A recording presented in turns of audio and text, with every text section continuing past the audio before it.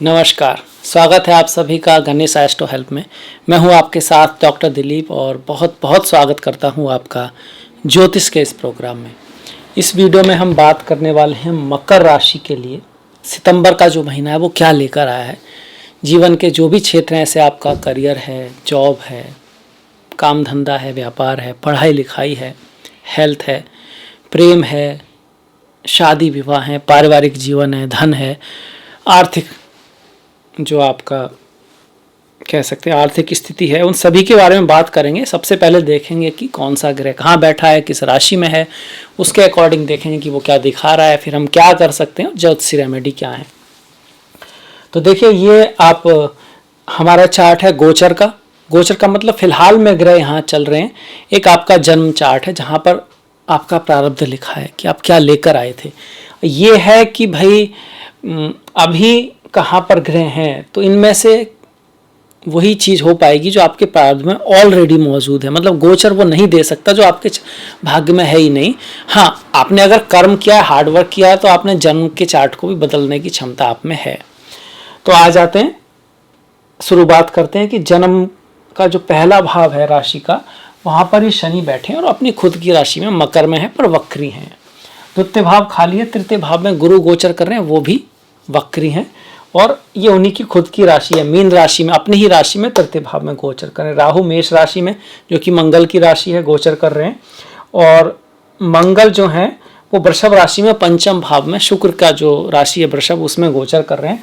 छठा सातवां भाव खाली है। अष्टम भाव में सूर्य की राशि सिंह जो होती है, पंचम पांचवी राशि, इसलिए 5 नंबर से दिखाया। भाव ही अष्टम है, जैसे 1 2 3 4 5 6 7 8, तो अष्टम भाव में पांचवी राशि सिंह में सूर्य और शुक्र जो है गोचर कर रहे हैं। सूर्य 17 तारीख को नवम भाव में कन्या राशि में पहुंच जाएंगे और शुक्र जो है 24 तारीख को नवम भाव में कन्या राशि में पहुंच जाएंगे। बुध ऑलरेडी पहले से ही पूरे महीने नवम भाव में, भाग्य के भाव में, कन्या राशि जो उनकी स्वयं की राशि है उसमें गोचर करते दिखाई देंगे। केतु आपके 10वें भाव में है और चंद्रमा किस राशि में, तुला राशि में।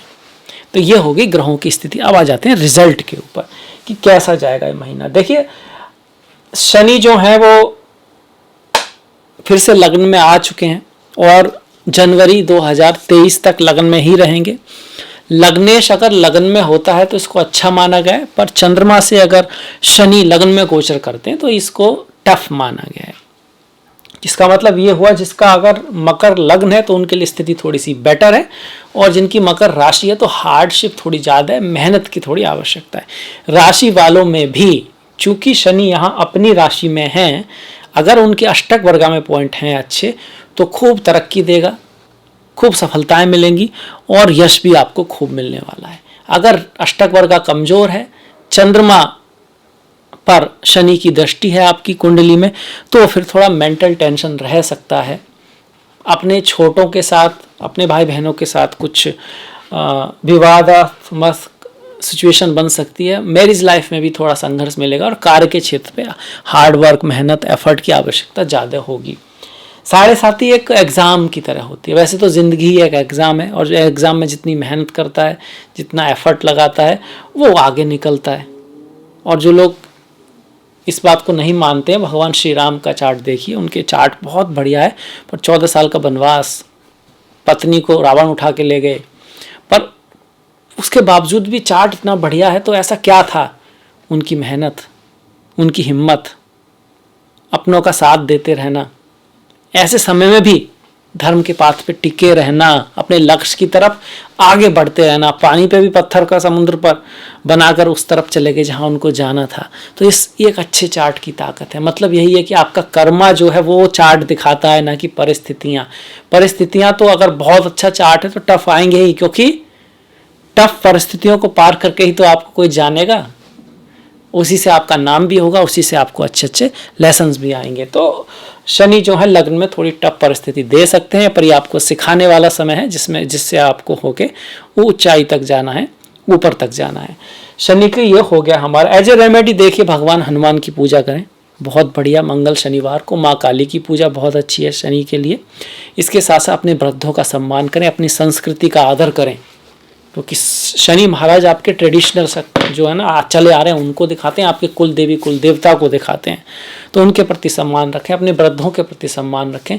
मृत्यु भी शनि से जुड़ी है, तो जिन लोगों की किसी की जैसे डेथ होगी, जो अंतिम संस्कार होते हैं, वहाँ अगर आप पार्टिसिपेट करते हैं या वहाँ पर कुछ मदद करते हैं तो बहुत बढ़िया है, क्योंकि शनि महाराज यमराज से जुड़े हुए हैं, वो भाई भाई हैं आपस में, और यमराज मृत्यु के देवता हैं। यहाँ पर न्याय शनि महाराज करते हैं, मृत्यु के बाद जो न्याय जो होता है उसकी जो कहीं ना कहीं इसमें रोल शनि महाराज के भाई निभाते हैं, और दोनों ही सूर्य के पुत्र हैं। तो भगवान सूर्य की पूजा भी हर ग्रह के लिए की जाती है। अब आ जाते हैं गुरु पर। देखिए, गुरु का तृतीय भाव में गोचर जो है वो भी ऐसा नहीं है कि महान बताया गया है, पर फिर भी अच्छा है, क्योंकि गुरु यहाँ आपकी इच्छाएं काफ़ी बढ़ा देते हैं। आपका मन बहुत ज़्यादा, आप कह सकते हो, बहुत सारी चीज़ों को करता है, तो उसमें से कुछ चीज़ें पूरी होती हैं, कुछ नहीं भी होती हैं। पर अपनी राशि में है तो ये कहीं ना कहीं शौर्य नाम का योग भी बना रहे हैं, कुछ ना कुछ रिजल्ट आपको जरूर देंगे। जैसे कि पंचम भाव पर दृष्टि है तो शादी कराएंगे, नवम भाव पर दृष्टि है तो अब्रॉड ले जा सकते हैं, पढ़ाई लिखाई में आपको हेल्प करेंगे, और एकादश भाव पर दृष्टि है तो आपको लाभ भी कराएंगे। पर अगर हम शास्त्रों पर जाएंगे तो लिखा है कि पद प्रतिष्ठा में कमी करा सकते हैं, अविष्ट कुछ हानि भी रह सकती है, कार्य में विघ्न भी आ सकता है, रोग भी दे सकते हैं अगर तृतीय भाव में गुरु गोचर कर रहे हैं तो। पर यह देखा गया कि अगर वो अपनी कुंडली में है, अपनी राशि में है, उच्च के हैं, आपकी जन्म कुंडली में उनकी स्थिति स्ट्रांग है, तो फिर वो आपको शुभ फल देंगे। संतान प्राप्ति के लिए भी अच्छे हैं, शादी विवाह के लिए भी अच्छे हैं, एजुकेशन आदि के लिए भी अच्छे हैं। तो कुंडली बहुत रोल अदा करेगी। पर हाँ, ये ठीक ठीक कह सकते हैं हम इसको। राहु चौथे भाव में राहु हो तो विदेश ले जाते हैं, जन्म स्थान पे दिक्कत करेंगे आपकी। अगर आप उसी जगह हैं जहां आपका जन्म हुआ है, उसी देश में है, तो माता के स्वास्थ्य में थोड़ी दिक्कत कर सकते हैं, स्थान परिवर्तन करा सकते हैं आपका, और थोड़ा बहुत आपको बंधु बांधव दोस्तों से धोखा आदि का भी चांस राहु यहाँ पे बनाते हैं। तो यहाँ पर आपको माँ दुर्गा की पूजा करना रिकमेंडेबल है। घर के साउथ वेस्ट में लाल रंग का बल्ब आप जला के रख सकते हैं। जौ जो होता है उसको दूध में भिजो के पक्षियों को डालें, तो उससे धीरे धीरे राहु का असर आपका कम होगा। वैसे राहु केतु क्या है? काम, क्रोध, लोभ, मोह, ईर्ष्या, अहंकार, मद, मात्सर, ये जो भी नेगेटिव आपके इमोशन है, जब वो आपके मन पर और आत्मा पर हावी होने लगते हैं तो वे राहु केतु बन जाते हैं और आपके सूर्य और चंद्र को ग्रहण लगा देते हैं, मतलब आत्मा और मन को ग्रहण लगा देते हैं। तो अगर आपके अंदर काम है, क्रोध है, लोभ है, मोह है, ईर्ष्या है, अहंकार है, मद मात्सर जो भी है तो है, सब है, कोई दिक्कत नहीं है। भगवान ने बनाया तो उसकी भी आवश्यकता है, इसीलिए बनाया। पर ऐसा तो नहीं कि आप उसके कंट्रोल में हैं। तो पहले कर्म के लेवल पर आपको ये ध्यान रखना होगा कि आप क्रोध के कंट्रोल में ना हो, क्रोध आपके कंट्रोल में हो। और उसके साथ अगर आप रेमेडी करेंगे तो अच्छा रहेगा, बढ़िया रहेगा। ठीक है जी, राहु का हो गया। राहु की दृष्टि यहाँ से 5वीं दृष्टि अष्टम पर, दसम पर और 12वें भाव पर। विदेश यात्रा के लिए तो ठीक है, क्योंकि घर से छोड़ाएगी तो बाहर ले जाएगी, पर खर्चा रहेगा। कर्म के क्षेत्र पर, कर्म क्षेत्र मतलब जॉब का भी क्षेत्र है आपका, घर में भी जो आपकी रेस्पॉन्सिबिलिटी है वो सब, वहाँ पर डिफरेंस ऑफ ओपिनियन हो सकता है, मतभेद हो सकते हैं। इसके बाद सास ससुर के साथ थोड़ा बना के रखिएगा। मंगल आ गए। मंगल महाराज पंचम में है। पंचम में मंगल का गोचर अच्छा है, ठीक है, पढ़ाई लिखाई के लिए अच्छा है। अगर आप इंजीनियरिंग वगैरह करें, स्टॉक मार्केट से आपको लाभ करा सकता है। और प्रेम जो युगल हैं, आपस में जो प्रेम करते हैं, प्रेमी प्रेमिका, तो डिफरेंस ऑफ ओपिनियन रह सकता है, थोड़ा किसी बात को लेकर कलह वगैरह भी रह सकती है। आँखों के जो रोग होते हैं ना, या पेट के रोग, उनका ख्याल रखना। अगर आपकी आंख में कोई दिक्कत है तो उसको सीरियसली लें, बस इतना सा है। खाने पीने में सात्विक खाना खाने की कोशिश करें, बहुत ज़्यादा तीखा खाने की आवश्यकता नहीं है। बहुत ज़्यादा हॉट खाना खाने से दिक्कत बढ़ सकती है, कि मंगल गर्मी बढ़ाते हैं, शरीर में पित्त को बढ़ाते हैं। खर्चा कराएंगे यहाँ से आपका। और सास ससुर वाला भाव देखिए, वहाँ पर राहु की भी दृष्टि आ रही है और मंगल की भी आ रही है अष्टम भाव पर। अष्टम भाव क्या होता है? शादी के बाद की लाइफ, मतलब अगर आपकी शादी हो चुकी है तो उसकी बाद वाली लाइफ जो होती है, वहाँ मंगल दिक्कत करेंगे। शादी से पहले इतनी कोई खास दिक्कत नहीं दिखा रहे हैं। और ये सास ससुर का भी भाव है, मतलब उनकी लाइफ में उतार चढ़ाव आ सकते हैं, उनके कारण आपके लाइफ में उतार चढ़ाव आ सकते हैं। इसके बाद देखिए, मंगल की दृष्टियां भी हो गई हमारा शुक्र और सूर्य। अष्टम का स्वामी अष्टम में है, सडन लाभ हो सकता है, इनहेरिटेंस आदि आपको मिल सकती है, आंखों का ख्याल रखें यहाँ पर। और शुक्र का अष्टम में आना आपके कार्य में परिवर्तन, ट्रांसफर आदि होने का, कार्य बदलने का चांसेस यहाँ पे बनता है। और शुक्र साथ में आपके पंचम के स्वामी भी हैं, तो पढ़ाई लिखाई का एफर्ट, मन इधर उधर भटकेगा, मन कम लगेगा।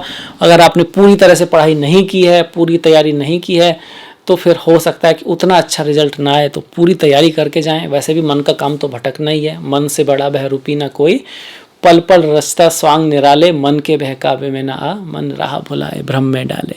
कई बार हमको ऐसा लगता है जो भी सब कुछ हो रहा है ना, उसका कारण बाहर है, मतलब उसने कुछ कहा है, ये चीज़ मेरे पास नहीं है, मेरी फैमिली ऐसी नहीं है, शहर ऐसा नहीं है, कंट्री ऐसा नहीं है, समाज ऐसा नहीं है। हो भी सकता है उसका एक रोल हो, पर एक बात और भी है, विकल्प, ऐसे विकल्प जो आपके लक्ष्य से आपको हटा दें। किसी भी कंट्री में रहिए, आपको बहुत मिलेंगे, पर संकल्प एक काफ़ी है आपको मंजिल तक पहुंचाने के लिए, या एक दीपक काफ़ी है आपको रास्ता दिखाने के लिए। तो आपको उस दीपक पे ध्यान देना है, ना कि उस व्यवधानों पर। आपको उस गोल पे ध्यान देना है, ना कि चीज़ें जो आपको उससे रोक रही हैं। क्योंकि अगर ध्यान उधर गया तो फिर गए आप, और अगर ध्यान आपका उधर रहा तो कोई आगे बढ़ने से आपको रोक नहीं सकता। सूर्य यहाँ से धन दे सकते हैं, वाणी को तेजस्वी बनाएंगे, पर परिवार में थोड़ा मतभेद करा सकते हैं, भाई बहन माता पिता के साथ, वो आपको थोड़ा ध्यान रखना है। शुक्र की हम बात कर चुके हैं। बुध की बात, भाग्य का स्वामी भाग्य में है पर वक्री है, मतलब भाग्य साथ तो देगा, थोड़ा धीरे साथ देगा। वक्री है कब से? 10 तारीख से। कम्युनिकेशन में कुछ डिफरेंस ऑफ ओपिनियन हो सकती है। कोई काम करें, हो सकता है कि वो एक बार में ना हो। कोई इलेक्ट्रॉनिक चीज़ खरीदें तो चेक कर लें।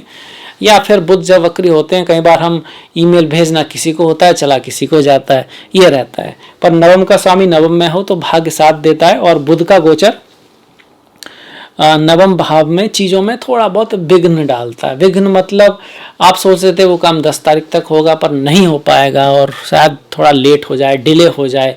तो इस महीने भाग्य थोड़ा सा सरप्राइज पैकेज देगा आपको। आप सोचेंगे कल होगा तो परसों होगा, और जो सोच रहे थे बाद में होगा वो कहीं और से हो सकता है। चीज़ें थोड़ी इस तरह की रहेंगी जो इस तरह से आपने एक्सेप्ट नहीं किया था। तो ऐसे में क्या रहें, अवेयर रहें हमेशा। कहीं ना कहीं कह सकते हैं कि भाग्य के भरोसे न रहकर, अगर ये काम ऐसे नहीं भी होता तब भी आपके पास कोई प्लान होना चाहिए, ये इस बात को दिखाता है। वैसे यहाँ पर जितना आप संघर्ष करेंगे, मेहनत करेंगे, सेवा करेंगे, सर्विस करेंगे, उतना भाग्य आपका थोड़ा सा ज़्यादा देगा। इसका मतलब संघर्ष से चढ़ना नहीं है, संघर्ष को डराना है, उससे आगे बढ़ना है। बड़े सपने देखने वाले अपने सपनों की उड़ान किसी से पूछ कर नहीं भरते। कहने का मतलब ये कि सपना बड़ा होगा, गोल बड़ा होगा, लक्ष्य बड़ा होगा, तभी बड़ी चीज़ की तरफ आप जाओगे। चांद की सोचोगे तो हो सकता है तारों तक भी पहुंच पाओ, और तारों तक ना भी पहुंचे तो आसमान तक तो पहुंचोगे। तो लक्ष्य की तरफ बढ़ते रहिए। केतु और चंद्रमा जो है 10वें भाव में है। अब देखिए केतु हो तो क्या होता है, अच्छी चीज भी व्यक्ति छोड़ देता है।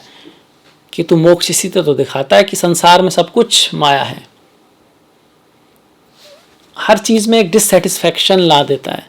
ये कहीं ना कहीं व्यक्ति को ऊपर भी ले जाता है। वो सोचता है अगर ये सही नहीं तो शायद वो सही हो, वो सही नहीं तो शायद ये सही हो, और अंत में उसको ऐसा लगता है कि जो सुख है, जो खुशी है, वो वास्तव में यहाँ है ही नहीं, संसार में है ही नहीं, कहीं अंदर होगी या संसार से बाहर होगी। और ये तलाश उसको, मैं कौन हूँ, मैं क्या हूँ, इसकी तलाश में ले जाती है। तो केतु 10वें भाव में इसी को दिखाते हैं। पर मैं ये कहूँगा कि देखिए संसार के बाहर क्या है वो तो बात की बात है, पहले जो यहाँ है उसकी जिम्मेदारी आपको प्रथमता निभानी है, क्योंकि आप अभी ज़मीन पर हैं। तो अपनी रेस्पॉन्सिबिलिटी निभाइए अपने जॉब के प्रति। अगर आपको जॉब बदलना भी है तो वास्तव में सोचिए कि क्या सच में ऐसा है या सिर्फ आपको लग रहा है। मतलब औरों की भी राय लीजिए कि आपका जॉब कैसा है, उसको ऐसे ही किसी के कहने से मत बदल दीजिए। और छोटी मोटी बातों के ऊपर तो बिल्कुल नहीं, क्योंकि आप कहीं भी जाएंगे पॉलिटिक्स हर जगह होगी। आप कहीं भी जाएंगे कुछ ना कुछ चीज़ ऐसी जुड़ी हुई होगी जो आपको पसंद नहीं है।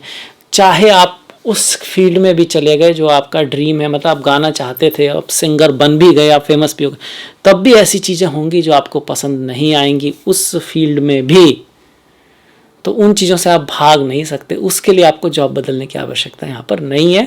गणेश जी की पूजा कीजिए, अध्यात्म को अपने जीवन में रखिए, ध्यान आपको जीवन में रखिए, गीता आदि का पाठ कीजिए, केतु आपका अच्छा रिजल्ट देंगे। पूर्णतः भौतिकता की तरफ अगर ऐसे में आप जाएंगे तो केतु दिक्कत कर सकते हैं। आप अपनी फैमिली पे बहुत ध्यान दे रहे हैं, हो सकता है ऐसे समय में ध्यान दीजिए, पर काम पर भी बैलेंस रखिए। काम पे आप हो सकता है क्यों ध्यान नहीं दे रहे, क्योंकि केतु वहाँ है और वहाँ आपको मज़ा नहीं आ रहा, पर फिर भी आपको बैलेंस बना के रखना है, तो फिर आपको सक्सेस, सफलता से कोई नहीं रोक पाएगा। तो ये हो गया आपका मकर सितंबर का राशिफल। इसके बाद हम त्योहारों की तरफ बढ़ जाते हैं। 8 तारीख का ओणम है आपका, 9 तारीख की अनंत चतुर्दशी है, और ये चतुर्दशी ना युधिष्ठिर, भीम, अर्जुन, जो 5 पांडव और द्रौपदी, जिनको आपका जब वनवास हो गया, जब वो सब कुछ हार गए, तब के बाद की बात है। तो कृष्णा ने बताया था कि अगर आप अनंत चतुर्दशी का फास्ट करते हैं, सारे मिलकर यज्ञ करते हैं, तो फिर से आपको आपका राज वगैरह मिलेगा। वैसे तो उनकी डेस्टिनी थी, होना ही था, पर कृष्णा एक कह सकते हैं निमित्त बनकर आए थे। और कहीं ना कहीं ये भी दिखाता है कि अगर आपके परिवार में एकता, एक दूसरे का साथ है और एक लक्ष्य के प्रति यज्ञ मतलब मिलकर सब आहुति देते हैं, तो कुछ भी किया जा सकता है। 10 तारीख की आपकी पूर्णिमा है, भाद्रपद की पूर्णिमा है। 6 तारीख की परिवर्तनीय एकादशी है। 21 तारीख की पाप अंकुशा एकादशी है। जो भगवान श्री हरि विष्णु के भक्त हैं उनके लिए बहुत इंपॉर्टेंट है। जब भी आप एकादशी का व्रत रहते हैं, उसकी स्टोरी पढ़ते हैं, तो उसको जीवन में उतारिए, उससे सोचिए इससे क्या प्रभु हमको सिखाना चाहते हैं। 8 और 23 तारीख का प्रदोष व्रत है। 24 तारीख की शिवरात्रि है। चिदानंद रूपा शिवोहम शिवोहम। 13 तारीख की संकष्टी अंगार की चतुर्थी है। 25 की अश्विन अमावस्या है और 17 तारीख की कन्या संक्रांति है। अमावस्या भी एक अच्छा दिन होता है। इस दिन साफ सफाई करना, दान करना, अपने पूर्वजों को याद करना, उसके लिए बहुत बढ़िया दिन है। किसी की कुंडली में पितृदोष आदि है, पितृश्राप आदि है, तब भी अमावस्या का फास्ट करना बहुत अच्छा माना गया है। इसी तरह संक्रांति भी स्पिरिचुअलिटी, अध्यात्म से जुड़ा हुआ दिन है, क्योंकि सूर्य आत्मा है और आत्मा सो परमात्मा। तो ये हो गया मकर के लिए सितंबर का राशिफल। आई होप आप सबको अच्छा लगा होगा, पसंद आया होगा।